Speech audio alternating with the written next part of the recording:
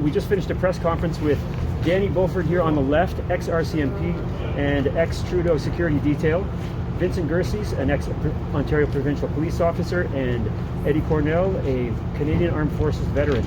The press conference was interrupted by the mainstream media, who again was trying to run their narrative that this is an unsafe event for children being in positions where they may need to be taken by child services and whatnot. And the scrum was promptly ended then. But we just wanted to ask two big questions. Is this a fear tactic by the Ottawa Police, or is there something for the public to worry about, as well as the participants of Freedom Convoy 2022? Are you referring to the most recent document, the notification that has been handed out to the truckers? Yes. I strongly believe it is another intimidation tactic. We've seen an interim chief come in and with using strong language about a deliberate plan to end the occupation. And it's the same pattern we've seen over and over and over again. They ramp up the rhetoric about enforcement action, and they use the strong language to describe, derogatory language to describe the truckers and the supporters. And then they might follow that up with a low-level police action. But in the meantime, it elevates everyone's stress level and anxiety about this being it, that the hammer is about to fall. The federal government is going to deploy or mobilize police on a mass scale to clear out the entire protest and make mass arrests. So I suspect it's another repeat of the same variant, just like similar to the COVID variants. It's a repeat. Every time everyone starts to feel a level of comfort, like, okay, we're going to be all right, they repeat the cycle. So I strongly believe it's another part of their another step in their psychological strategy. So in essence, and I concur with that as well, and our legal team concurs with that. There's no legal authority behind that. and in essence, would you say then it's safe for families and supporters to come back up this weekend again to support the Freedom Convoy 2022? Absolutely. Yeah. My family has been downtown multiple times, and including my own children, and I have no safety concerns for my kids. The safety concern that I have is the actions of the police. I feel that the greatest threat to our children is the current government strategy. So we've noticed a marked decrease in the number of police officers on the ground Monday and Tuesday. Do you think that's just respite and days off? I think the simplest solution is what I usually like to lean toward. So with the lower crowd numbers, they don't need the same police presence. And yes, for sustainability, they probably need to rotate people through. Okay.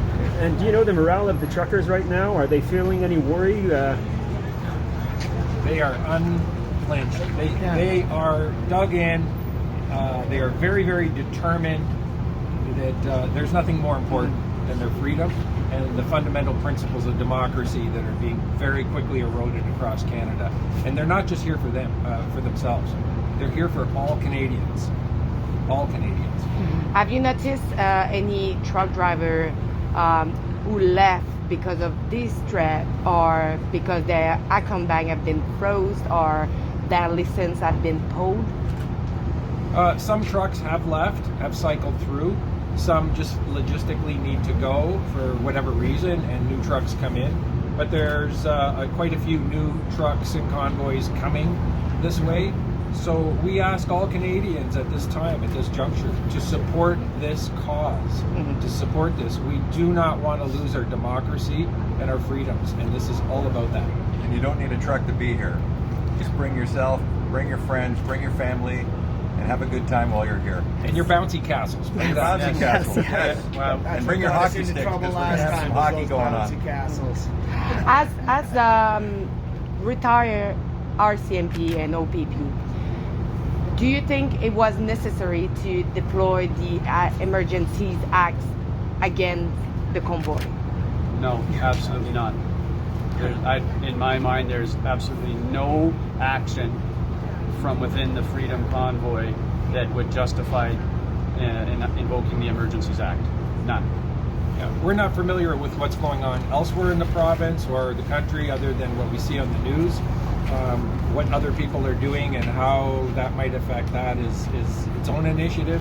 But here, this is peaceful, and we have the right to have a peaceful protest, and that's exactly what is happening here. It's very organic as well. I would, just one thing I would like to note when we are inviting Canadians, please come and grow the support base. We've seen overwhelmingly the case has been like, thank you truckers, which absolutely we all agree with. I will forever be grateful for what they have done. Now, I'm going to ask, bring signs asking the police to stand up for Canadian rights and freedoms, because that, if the enforcement arm stands up for Canadian rights and freedom, this is over. What is your biggest fear that what is going on, like with all the threat? What is your biggest fear for the future that's coming up for here? Is it the violence? Is it the confrontation? What it is? It's our government and its response to this process. That is very, very fearful and troubling. And as a Canadian of 61 years of age, I have never experienced anything like this in my lifetime. My parents came to this country because they lost their country from another country that invaded it during the Second World War. And the stories they told me are similar to what I'm seeing happening here now. I remember those stories, and that's what makes me scared. Do you have any ideas about the police here who are working on the ground, on the streets with the truckers? I mean, they're seeing the bouncy castles, they're seeing revelers. It's like World Cup has been won by Team Canada, and in Canada they mix together. So do you think any of them are waking up and realizing, hey, the narrative, the government is pulling something over our eyes? Yes, Yes. I know they are.